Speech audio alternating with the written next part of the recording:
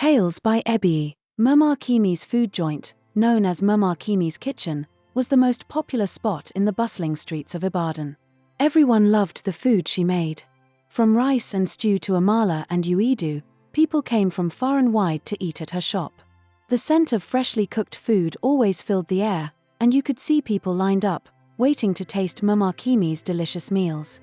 What made Mama Kimi's cooking special was not just her recipes but also her special touch. She seemed to have a way with food that no one else did. Her jollof rice was tastier than anyone else's, and her pounded yam was always smooth and soft.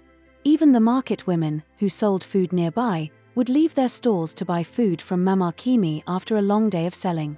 But there was a secret that nobody knew about. It wasn't just Mama Kimi's cooking skills that made her food taste so good. There was something she did that made her food irresistible to everyone. And this secret was hidden deep in her kitchen, behind the big pots and pans.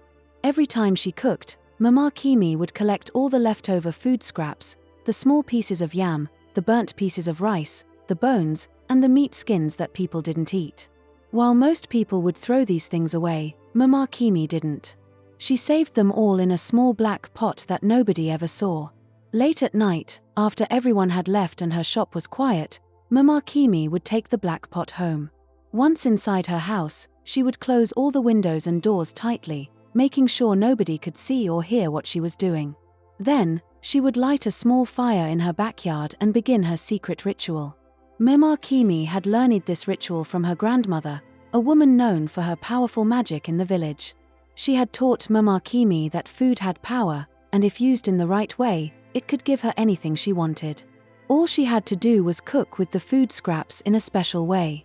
So, every night, Mama Kimi would put the leftover food scraps into a large pot of water. But this wasn't just ordinary water, it had special herbs her grandmother had given her, herbs that carried strong magic. As the pot boiled, Mama Kimi would stir it slowly, chanting words in a language only she understood.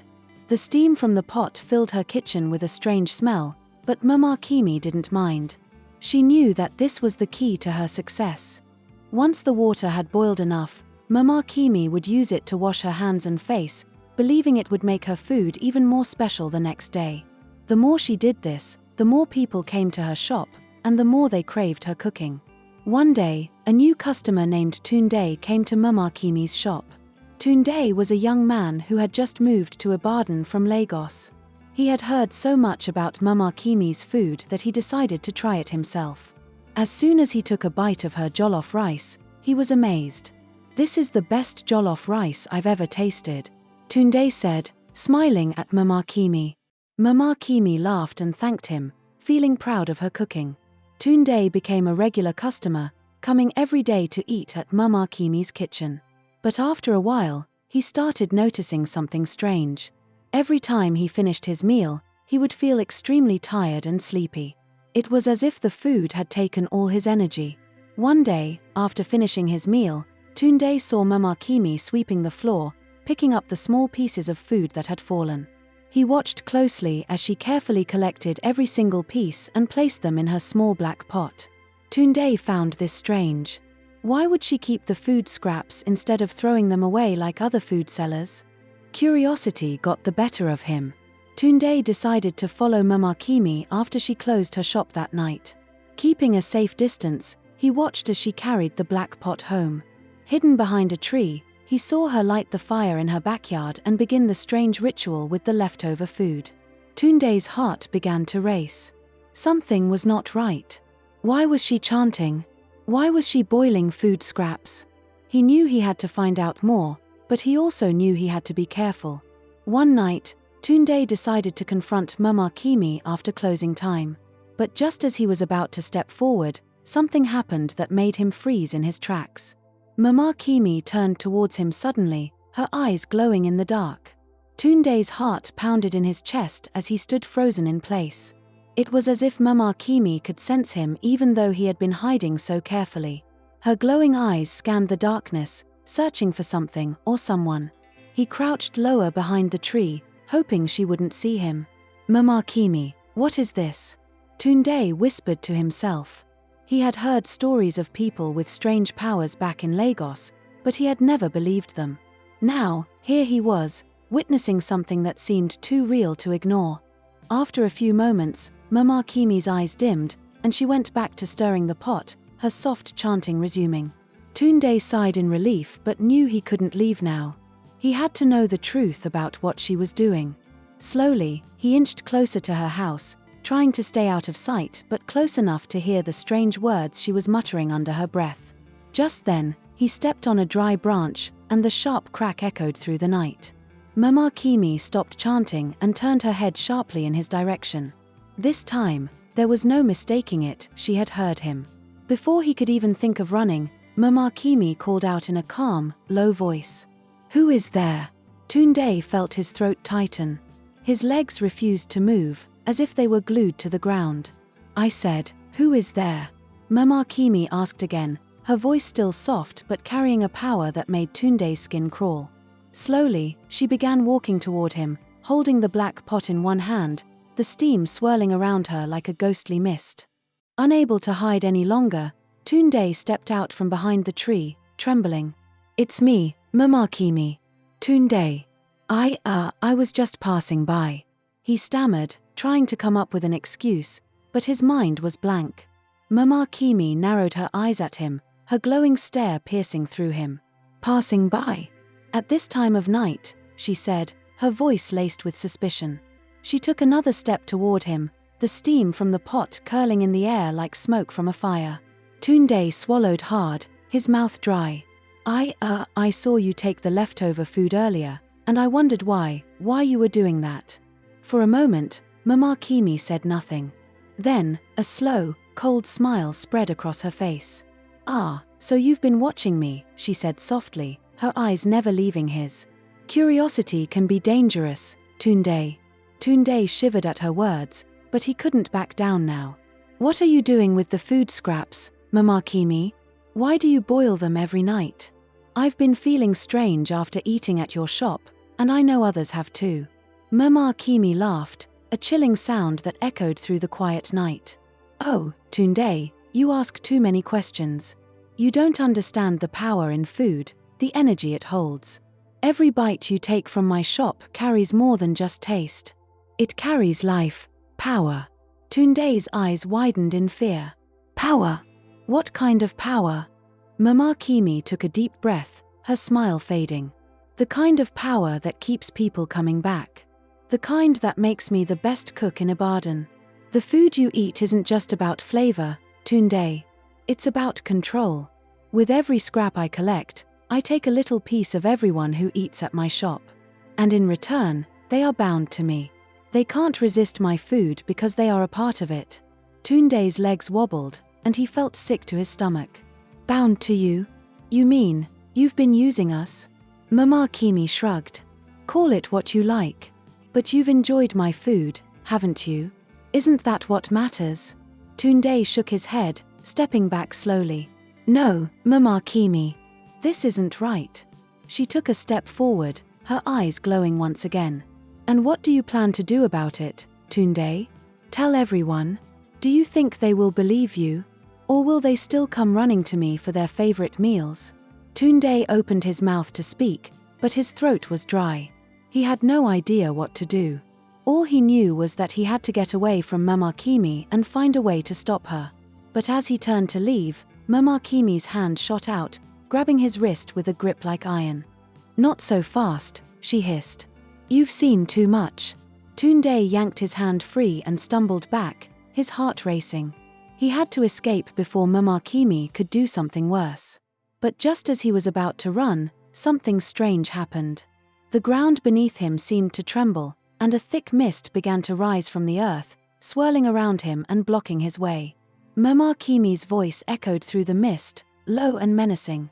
"You should have minded your business, Tunde. Now, you'll become part of my secret too."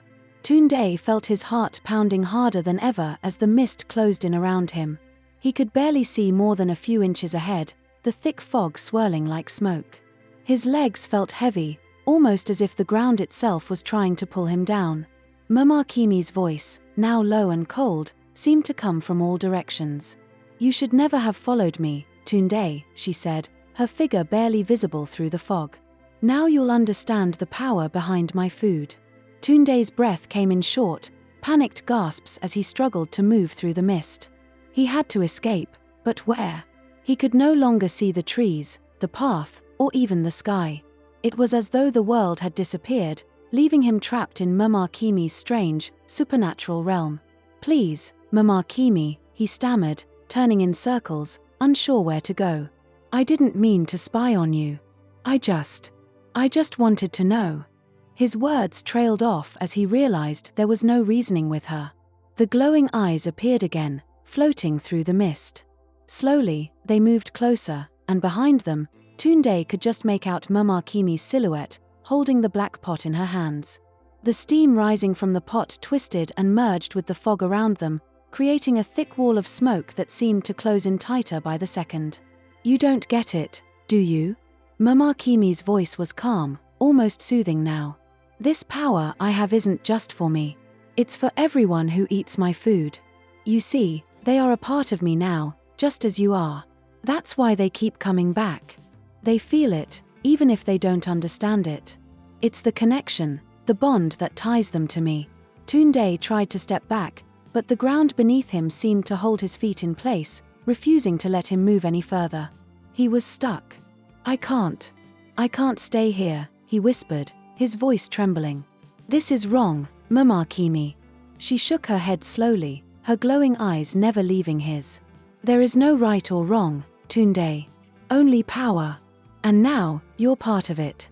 Suddenly, a sharp, cold wind swept through the mist, causing Tunde to shiver.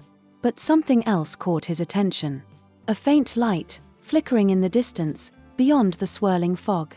It wasn't much, but it was enough to give him a glimmer of hope. If he could just get to that light, maybe he could escape. Summoning every ounce of strength he had, Tunde yanked his feet free from the ground and dashed toward the faint light, stumbling over the uneven earth. His breath came in ragged gasps as he ran, his heart hammering in his chest. He didn't dare look back, not even when he heard Mama Kimi's voice calling after him. "Run all you like, Tunde. You can't outrun what's already inside you." Her words sent a chill down his spine, but he pushed them out of his mind, focusing only on the flickering light ahead. He had to reach it. He had to get away. The mist thinned as he got closer to the light, and Tunde could finally make out what it was: a small lantern, hanging from a low branch on the edge of the forest. He stumbled toward it, his legs aching, his lungs burning with every breath. Just as he reached the lantern, the mist around him seemed to dissolve, disappearing as quickly as it had come. He stood there, panting, staring at the lantern and the small path that stretched out before him. He was out of the mist, but his mind raced with questions. What had just happened? How had Mama Kimi created such a terrifying scene? And most importantly, what did she mean when she said he was part of it now? Just as he caught his breath, Tunde felt a strange tingling in his hands. He looked down and gasped. His palms were glowing faintly, the same eerie light that had shone in Mama Kimi's eyes. "No, no, no," he whispered, shaking his hands as if to rid himself of the glow. But it wouldn't stop. The light only grew brighter, spreading from his hands to his arms. A sudden wave of nausea washed over him, and he dropped to his knees, clutching his stomach. He couldn't believe it. Whatever dark magic Mama Kimi had been using on her food had somehow found its way into him. He could feel it now, something strange, something powerful, coursing through his veins. Is this what she meant?" he muttered to himself, his voice trembling. "Am I becoming like her?" Tunde looked up, his eyes wide with fear, as the realization hit him. The strange power that had once belonged only to Mama Kimi was now inside him too. He was no longer just a customer. He was a part of her secret. But what did that mean? And how could he escape from it? Tunde struggled to stand, feeling the weight of the power inside him growing stronger. He had to find help. Someone who could explain what was happening to him. Someone who could stop whatever dark force was now taking over his body. But where could he go? Who could he trust? As he looked around, the faint light from the lantern flickering in the night, Tunde knew one thing for sure: he couldn't go back to Mama Kimi's kitchen. Not ever again.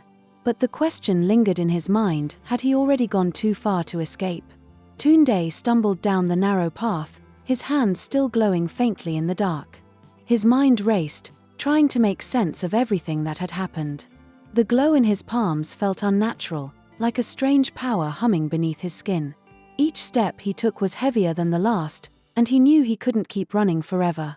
He needed answers, and he needed them soon. He walked for what felt like hours, though it was probably just minutes. His heart was still pounding, and he couldn't shake the fear that Mama Kimi was watching him, that at any moment she might appear from the shadows. The glowing mist had vanished, but her voice still echoed in his mind, "You can't outrun what's already inside you." As Tunde neared the edge of the village, he spotted an old, run-down building ahead, the home of Baba Ease, an elderly man known for his deep knowledge of traditional herbs and ancient wisdom. People in the village often went to him for healing and advice, especially when modern medicine failed. Tunde had never needed his help before, but now he had no choice. He approached Baba E's house cautiously, unsure of what to say or how to explain what had happened. The wooden door creaked as Tunde knocked softly, and after a moment, the door slowly opened. Baba E stood there, a tall, thin man with a long grey beard and piercing eyes that seemed to look straight into Tunde's soul. "Baba, please, I need your help," Tunde said, his voice trembling. He held up his hands, showing the faint glow that still pulsed beneath his skin. Baba E's eyes narrowed as he examined Tunde's glowing hands. Without a word, he stepped aside and motioned for Tunde to enter. The inside of the house was filled with shelves of old books, dried herbs hanging from the ceiling, and strange carvings on the walls. The air smelled of incense and something earthy, almost like the forest. Tunde sat down on a small wooden stool as Baba Ease moved silently around the room, gathering a few herbs and lighting a small fire in the center of the room. He finally spoke, his voice deep and calm. "What you carry is not your own, young man," Baba Ease said, his eyes never leaving Tunde's hands. "It is the work of dark forces, ancient and powerful." "How did this happen?" Tunde hesitated for a moment, then told Baba Ease everything. He spoke about Mama Kimi's kitchen, the leftover food, the strange ritual, and how he had followed her that night. He described the glowing mist, her eerie words, and how his hands began to glow after witnessing her dark secret. When Tunde finished, Baba Ease sat in silence for a long time, deep in thought. Finally, he spoke. "Mama Kimi has tapped into a dangerous magic, one that uses the essence of others to fuel her success," Baba Ease said. "By consuming the scraps of her customers, she binds them to her power. And now, you are a part of it." Tunde's heart sank. "But Baba, I don't want this power. I didn't ask for it. How do I get rid of it?" Baba Ease sighed. "It will not be easy, Tunde. Once someone has become bound to such dark magic, breaking free comes with great risk. But there is a way, a final ritual that can sever the connection between you and Mama Kimi." Tunde leaned forward, desperate for hope. "Tell me, Baba, what do I have to do?" Baba Ease stood and walked over to a shelf, pulling down a small, dusty jar filled with dried leaves. "You must return to Mama Kimi's kitchen," he said, handing Tunde the jar. "Before she begins her nightly ritual, you must scatter these leaves around her black pot. The magic in these leaves will weaken her power. Then, you must confront her, face to face, and demand that she release you. Only then will the connection be broken." Tunde's stomach twisted with fear. The thought of returning to Mama Kimi's kitchen terrified him, especially after what he had seen. But he knew he had no choice. If he didn't do this, the power inside him would continue to grow, consuming him just as it had consumed her. "Thank you, Baba," Tunde said, standing up. "I'll do it." Baba Ease placed a hand on Tunde's shoulder. "Be careful, young man. Dark magic is not easily undone. You must be strong and believe in your heart that you can break free." With that, Tunde left Baba E's house and made his way back to Mama Kimi's kitchen. The streets were empty now, the air still and quiet. As he approached the familiar building, a shiver ran down his spine. The lights inside were off, but he knew she was there waiting, just like every night. Tunde gripped the jar tightly in his hand, feeling the weight of what he had to do. He took a deep breath and pushed open the door, stepping into the dimly lit kitchen. The familiar scent of spices and cooking lingered in the air, but tonight, it felt different, heavier, darker. He moved silently through the kitchen, his eyes scanning for the black pot. There it was, sitting on the stove, just as it had been the night he first saw her ritual. His heart pounded as he reached into the jar and pulled out a handful of the dried leaves Barber Ease had given him. Slowly, carefully, he began to scatter them around the pot, making sure to cover the floor around it completely. Just as he finished, a voice echoed from the shadows. "I knew you'd come back, Tunde." Mama Kimi stepped out of the darkness, her eyes glowing once again, but this time, there was something different. She looked weaker, as if the magic in the air had shifted. She glanced down at the leaves on the floor and narrowed her eyes. "So, you went to Barber Ease," she said, her voice cold.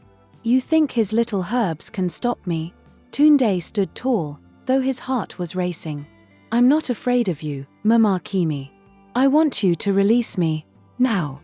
Mama Kimi's eyes flickered with anger, but she didn't move. "You don't understand, Tunde. Once you're part of this magic, there's no escaping it. You're mine now, just like everyone else." Tunde took a step forward, his hands still glowing faintly. "No, I'm not yours. I want my life back." For a moment, the two stood in silence, the air heavy with tension. Then, something unexpected happened. The glow in Mama Kimi's eyes flickered, and she let out a deep, shuddering breath.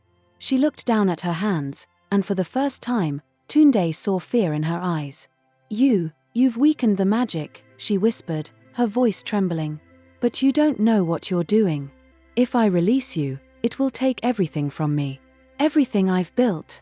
Tunde felt a pang of sympathy, but he knew what he had to do. "Release me, Mama Kimi. It's the only way." With a shaky hand, Mama Kimi reached into her apron and pulled out a small, glowing stone. She closed her eyes, muttering words under her breath. The stone flickered, then shattered into dust, and the glow in Tunde's hands slowly began to fade. Mama Kimi collapsed to the floor, her once powerful presence now a shadow of what it had been. Tunde stood over her, feeling the weight of the magic lift from his body. He was free. "You've broken the connection," she whispered, tears streaming down her face. "You've taken it all." Tunde watched as the light in Mama Kimi's eyes dimmed completely, and her kitchen, once full of life and energy, felt empty and cold. He had won, but at a great cost. Without another word, Tunde turned and walked out of Mama Kimi's kitchen for the last time, the night air cool against his skin. He had escaped the darkness, but he would never forget the power he had felt, or the woman who had tried to control him. As he walked away, he knew one thing for sure: some secrets are best left undiscovered. The end. Moral lessons. 1. Curiosity has consequences. Tunde's curiosity led him to uncover dark secrets that he wasn't prepared for. While seeking the truth is important, meddling in things beyond our understanding can have dangerous consequences. 2. Power comes at a cost. Mama Kimi's success was built on dark magic and control over others, but in the end, she lost everything. This shows that taking shortcuts for personal gain can lead to destruction in the long run. 3. Bravery and determination can overcome evil. Despite the fear and danger, Tunde faced Mama Kimi and broke free from her control. This teaches us that courage and persistence are key to overcoming challenges, even when the odds seem impossible. If you enjoyed this story and want to hear more thrilling tales like this, don't forget to subscribe to my YouTube channel and hit the notification bell so you never miss a new video. Your support helps me continue sharing exciting and interesting stories. Thank you for watching, and I'll see you in the next one.